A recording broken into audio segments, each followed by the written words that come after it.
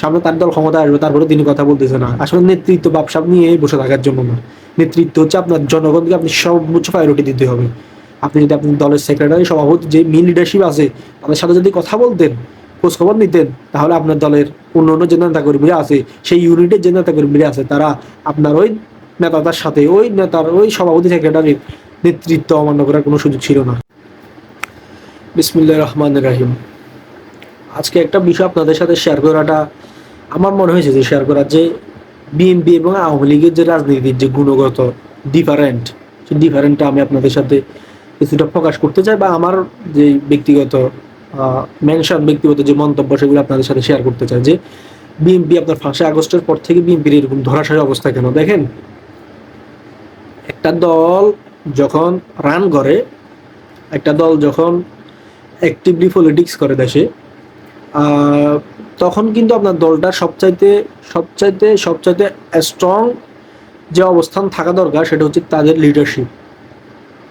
মানে মূল যে লিডারশিপ, সেই লিডারশিপের উপর, সেই লিডারশিপের যোগ্যতা এবং ব্যর্থতার উপর নির্ভর করবে দলটা আপনি কতটা কন্ট্রোলে রাখতে পারতেছেন। এখন দেখেন, শেখ হাসিনার সাথে যদি শেখ হাসিনা আওয়ামী লীগের মেন লিডারশিপ, মেন নেতৃত্ব, এখন বিএনপির মেন লিডারশিপ যদিও কাগজ কলমে খালেদা জিয়া, তবে বিএনপিকে এখন নেতৃত্ব দিচ্ছে হচ্ছে তারেক রহমান। এখন এই বিএনপি এবং আওয়ামী লীগের যে লিডারশিপ, সেই লিডারশিপের মধ্যে যে আপনার তফাৎ, সে তফাৎটা কি? সেই তফাৎটা আমি আপনাদেরকে ছোটভাবে সংক্ষেপে নিজের মতো করে কিছু শেয়ার করি।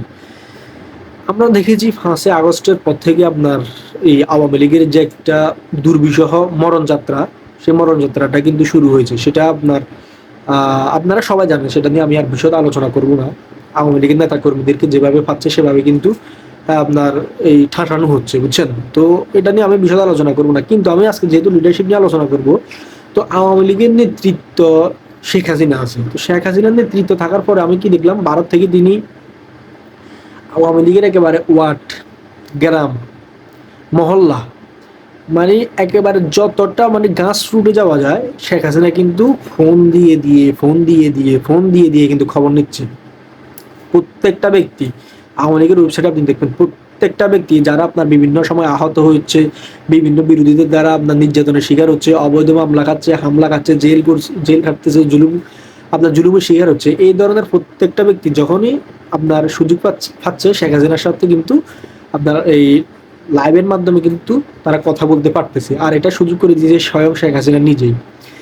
মানে কোনো প্রোটোকল নাই, শেখ হাসিনা মনে করেন কথা বলতেছে, শেখ হাসিনা তাদের সাথে যোগাযোগ করতেছে, আর তারা তাদের যে দুঃখের যে এক্সপিরিয়েন্স, তাদের যেই মনের কথাগুলো, সেগুলো শেখ হাসিনার সাথে শেয়ার করছে, এবং উনি সেগুলো সুন্দরভাবে মনোযোগ সহকারে শুনতেছে। এবং কি, তার নেতা কর্মীদের দলীয় পরিচয় তিনি জিজ্ঞেস করতেছে না।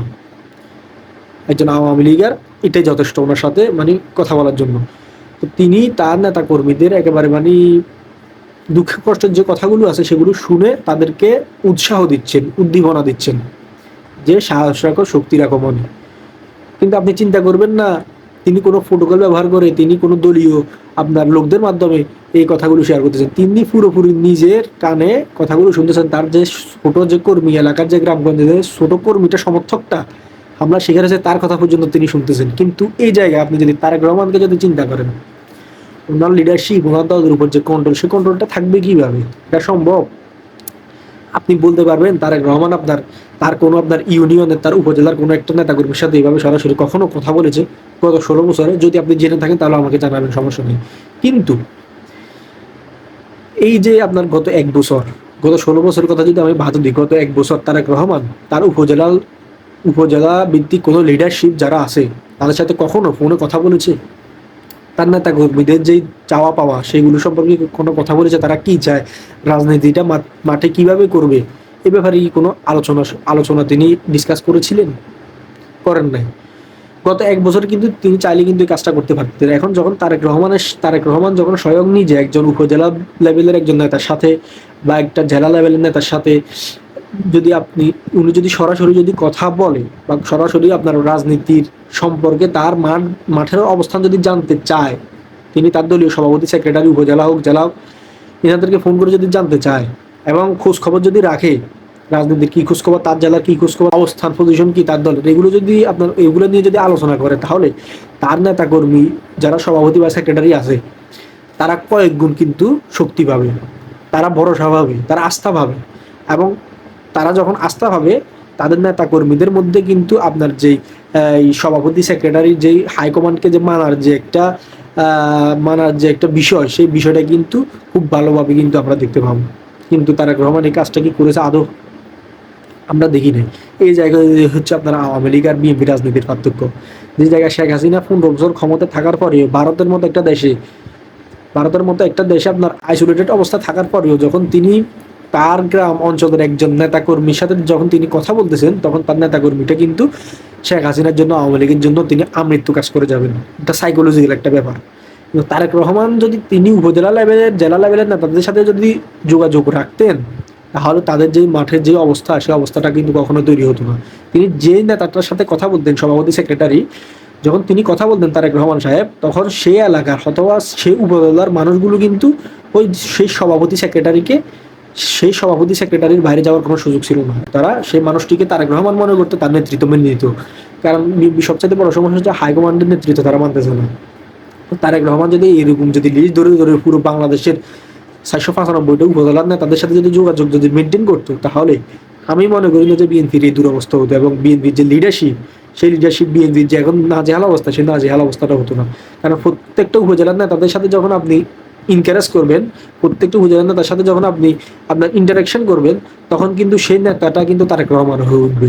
প্রত্যেকটা উপজেলার সভাপতি সেক্রেটারি কিন্তু তারেক রহমান হয়ে উঠবে।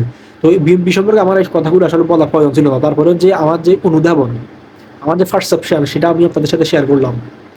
এইখানে হচ্ছে আপনার শেখ হাসিনা এবং তারেক রহমানের পার্থক্য। যে শেখ হাসিনা দুরবস্থায় থেকে ভারতের মতো একটা দেশে আইসোলেটেড থাকা অবস্থায়ও তিনি তার গ্রামগঞ্জের নেতাদের কর্মীদের সাথে কথা বলতেছেন। সেই জায়গায় তারেক রহমান উপজেলা ভিত্তিক তার নেতাদের সাথে কথা বলতে পারতেছে না, সুসময় থেকেও। হ্যাঁ, সামনে তার দল ক্ষমতা আসবে, তারপরে তিনি কথা বলতেছে না। আসলে নেতৃত্ব ব্যবসা নিয়ে বসে থাকার জন্য না। নেতৃত্ব হচ্ছে আপনার জনগণকে আপনি সর্বোচ্চ প্রায়োরিটি দিতে হবে। আপনি যদি আপনি দলের সেক্রেটারি, সভাপতি, যে মেন লিডারশিপ আছে, তাদের সাথে যদি কথা বলতেন, খোঁজখবর নিতেন, তাহলে আপনার দলের অন্য অন্য যে নেতাকর্মীরা আছে, সেই ইউনিটের যে নেতাকর্মীরা আছে, তারা আপনার ওই নেতাদের সাথে, ওই নেতার ওই সভাপতি সেক্রেটারির নেতৃত্ব অমান্য করার কোনো সুযোগ ছিল না।